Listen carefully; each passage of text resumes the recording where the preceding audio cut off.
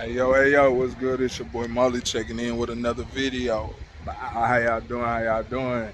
Hey, what's good, man? I hope everybody doing good. I hope everybody doing what they gotta do, being adults, and the kids being kids. You know what I'm saying? And everybody just living their life. So, um, I dropped y'all that last video, and I appreciate the response. Got some good views on it. The main thing was that the camera issue was fixed. I finally figured out how to make it and make sure it uploads to full screen instead of how it was cutting off the video.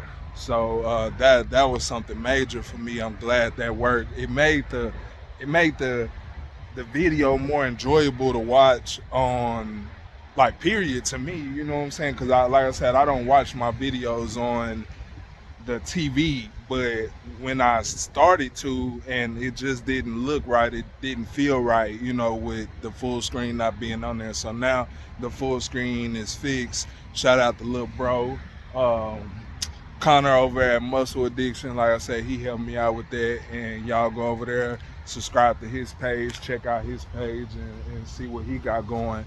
So today, I just got out the grill, cooked some old jerk chicken, you know what I'm saying, got some rice, gonna eat a little bit of salad or whatever. I'm trying to stop eating that fried food or whatever, and I just can't get away from that chicken though, you know what I'm saying? That my shit right there, been my shit, gonna be my shit, you know what I'm saying? So had to figure out a different way to cook it. But anyway, not too many people still doing these swaps, but I thought I'd go ahead and drop a video on it anyway.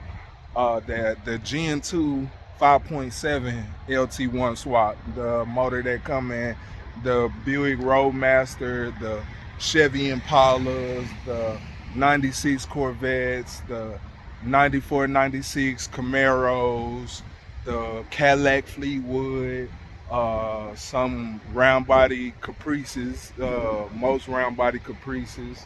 Uh, yeah, just the Gen 2 LT1, not the new LT1. And like I said, the last person I believe that dropped the video on this was the guy that I watched. I believe it was a red box Chevy from, like, man, bro, it had to be like 13, 14 years ago now, you know what I'm saying, that he dropped his video on how to, LT1 swap his car. So, I just figured I'd do one for me, or do one, updated one, and if it roll, it roll. If it don't, it don't. Like I said, a lot of people don't do, I'm sorry, I keep switching. I'm on arm burning. A lot of people don't do these swaps no more since the LS swaps are so popular, and now these LT swaps, and now even people putting Hellcat and SRT motors in GM cars, GM old school. So these swaps ain't too popular anymore. But I'm gonna go ahead and drop this little knowledge though. So we're gonna go from here. Um, all right. So as y'all know, and whoever don't, now y'all do. Molly G is a 1988 Chevrolet Caprice, ex-police car. I don't believe it was a full police car. I just believe it was in a police fleet. It had some 9C1 codes, but not all of them. It does have, like, the little, like, I guess it was a service light or something that was up here. It got some 9C1 codes on the trunk, on the code, little deal on the back of the trunk, as well as the floors are still plastic in here. Still got the blue door panels that it came with. It had blue cloth seats in it when I got it. So yeah, it's a little bit of history about the car. It was carbureted. It was a carbureted 350 when I got it. I believe it had a 700 R4 transmission. Yeah, it had a 700 R4 in it when I got it. And when I got it back in 2009, I had only paid, I think, like $1,500 for it. So yeah, that's a little bit about Molly G. Watch my other videos if you want to learn some more. The motor came out of a 94 Buick Roadmaster. So I'll drop some pictures in there. Me, Connor, my boy Ed, I believe Pops was there too. We all spent some time busting that car down at my job. At my job, that was funny. Hold on. Buddy had the music playing when he rode by, so I had to pause it so we don't get no copyright. But like I said, we bust this motor out of a 94 Buick Roadmaster. I took everything. I took the seats out of there. I took everything, man. I took the motor transmission, the motor wiring harness. I took power steering pump. I took the coolant reservoir, the power steering reservoir. I pretty much took everything out of that car. The only thing I think I left in that car was the fans, and that was my fault, or we left the fans somewhere and they got thrown away. But I'll go over that later. So like I said, the motor came out of a 94 Buick Roadmaster, motor and transmission. What I had to do to make it work for me. So step one was getting the wiring harness and getting the computer flash. So this guy that my buddy Brad knows, I believe his name is Mr. Dennis. This was years ago. He redid my wiring harness. He did me a painless wiring harness, and added in what I needed. He added me a fuse box. Y'all can see my wire got burnt on the headers, on them cheap headers that I had on there. He added me a fuse box into the wiring harness, and then he flashed my computer for the car. So that's the same computer that come out of the 94. He just went into it and took out everything that I didn't need. He also made it work for this car. Like, he asked me a bunch of stuff. What size tires was I running, the gear ratio. He needed to know a few things, some codes that was on the trunk of the car in order to make the computer work for this car. So now it's like this motor is for this car. You know what I'm saying? So I was asking my buddy Brad the other day, just to get some information on it. Like, if he didn't flash the computer for the car, like, would it have worked? And, he pretty much said, like, it would have worked, but, it wouldn't have ran too well. And honestly, I'm not trying to throw shade or anything, and I could be wrong, but that's the issue in 90% of these LT swaps and these LS swaps, is that people don't, or they don't know what they're doing when it comes to making the motor for the car. Like, you really have to change up a lot in order to make another fuel injected motor from another car work as like he came in the project that you're working on. So that's the issue. That's why I don't do LS swaps for people, because I don't know how to flash the computers. I don't know how to tune it or do all that extra stuff to make the computer work, make the motor work for the car. Anybody could drop a motor in and get it running. Anybody could do that. It's what you do after. It's the drivability after you get it, in the car. That's what makes the difference in these swaps. And that's the difference in a lot of these swaps. You'll see somebody driving their car, it's putting, black smoking, all the throttle response not there. It's because they didn't tune it, or they didn't, the computer's not flashed for the car or whatever. So you got to know what you're doing there. Like I said, I could be wrong, but that's what I see. I see a lot of people with 5.3, 6.0, 6.2 swaps, and they don't run right. They run, it's cool, it's cam, but they can't drive it. They can't do nothing with it. So that was a big thing. So back to Molly.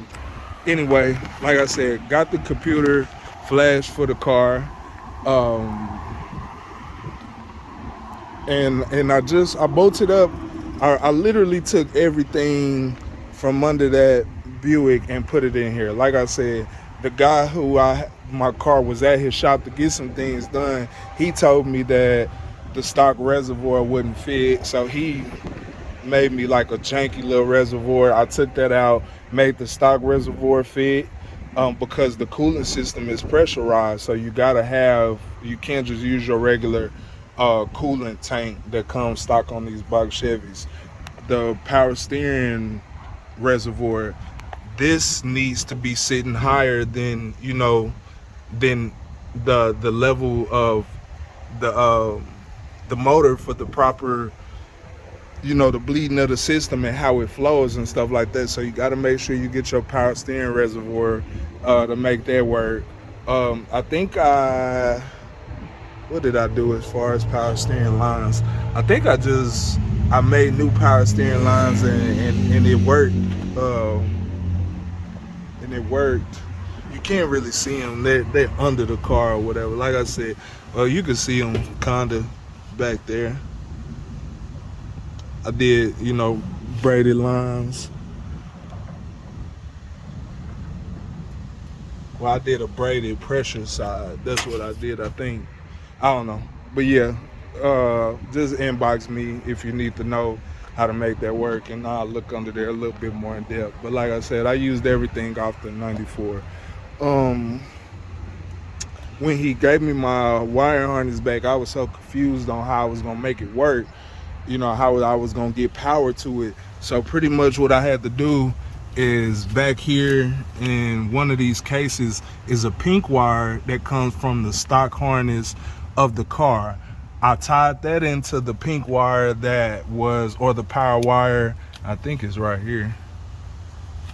I tied that in, or it might be, somewhere under there, but I tied that into the power wire of the harness. So when you turn the key, it gives the harness for the motor power. So like I said, you just got to tie your power wire in from the car to the motor harness, and that should give your harness the power that it needs to make it work. I pretty much just plugged in the injectors and everything else fell in place. I had this custom made, which, it was cool, but I ended up having to redo it because he didn't put my mass airflow sensor in, so I had to cut it and redo that myself.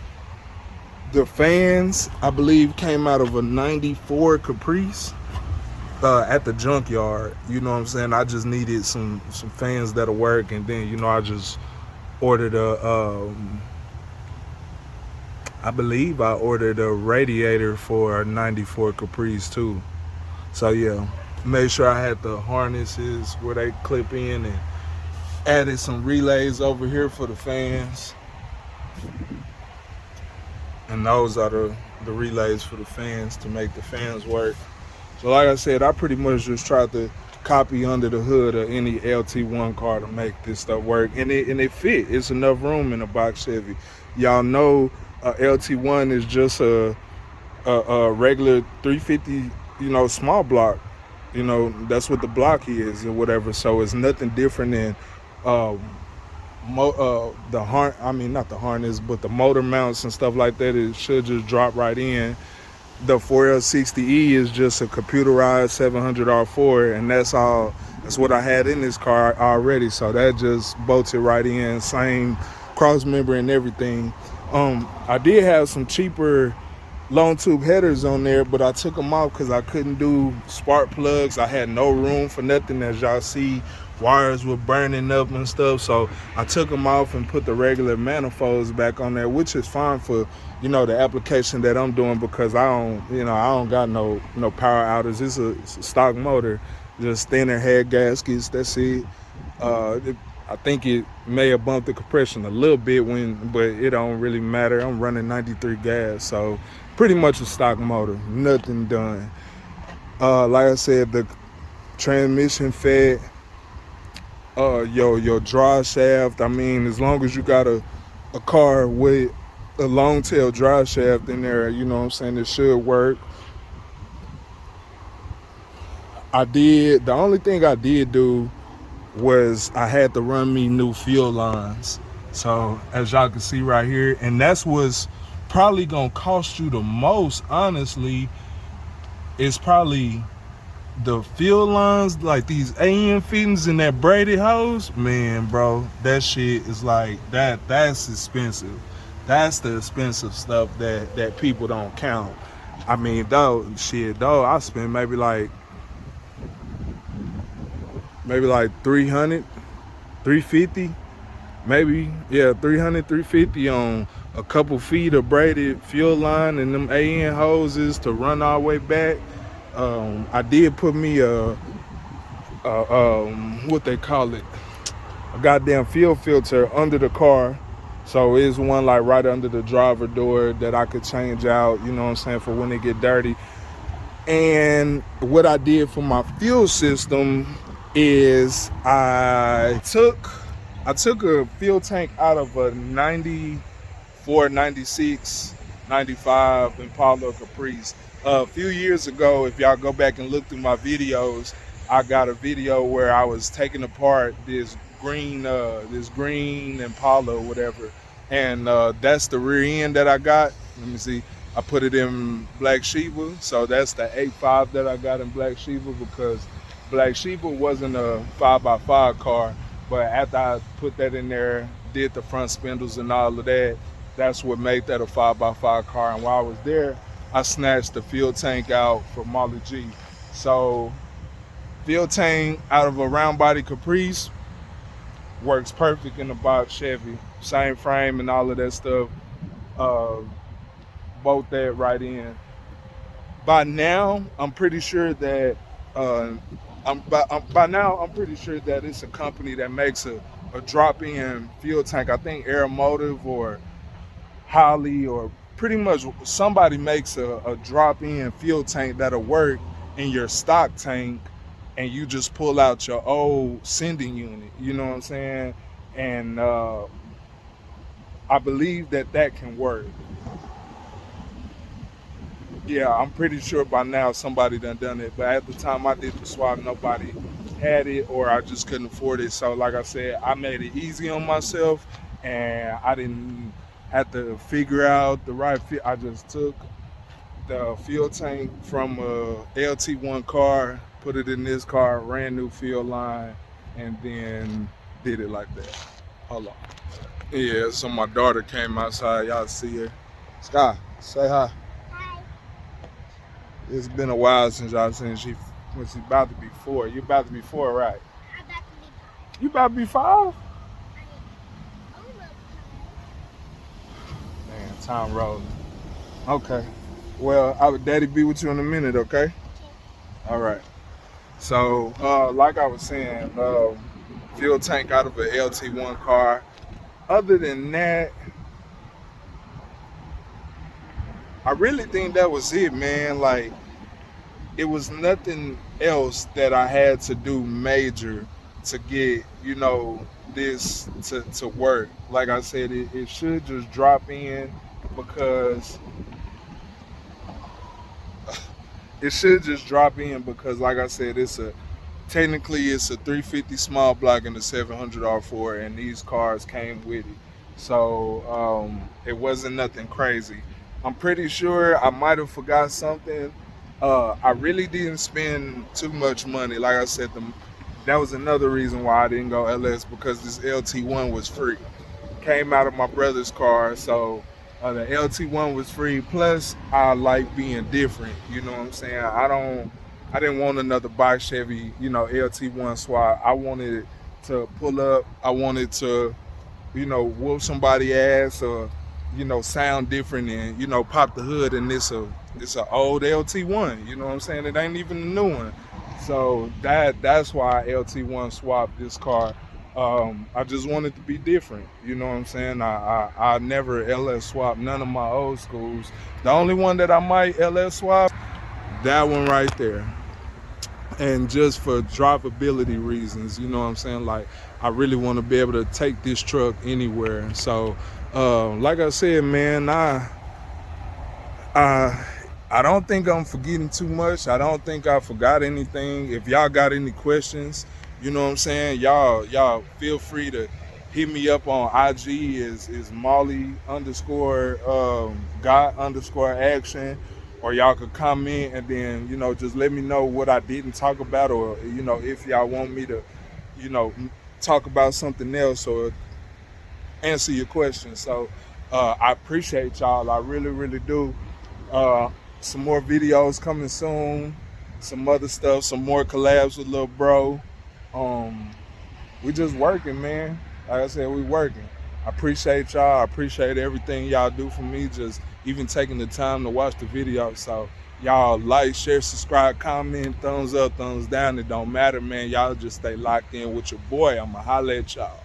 Pow.